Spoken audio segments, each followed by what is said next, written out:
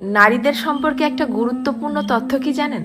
যে আপনি তাকে যা বলবেন সে আস্তে আস্তে তাই হতে থাকবে। কি বিশ্বাস হচ্ছে না? এই যেমন ধরেন আপনি তাকে বললেন যে তুমি দেখতে কিন্তু ভারী মিষ্টি, তখন সে পরিপাটি হয়ে নিজেকে আরো গুছিয়ে রাখা শুরু করবে। আপনি যদি তাকে ভালো বলেন সে আরো ভালো হতে থাকবে। আপনি যদি বলেন যে তোমার মনের মধ্যে অনেক মায়া, ভালোর জন্য তুমি নিমেষেই যে কোনো কিছু কুরবানি দিতে পারো, তখনও সে সেটা রপ্ত করতে শুরু করবে।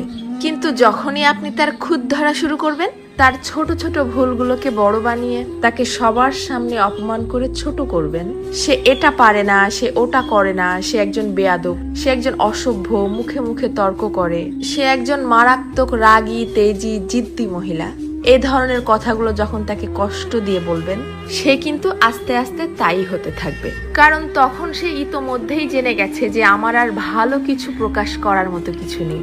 সবার সামনে যেহেতু আমি খারাপ হয়েই গেছি, তো আরো খারাপ হয়ে যাই।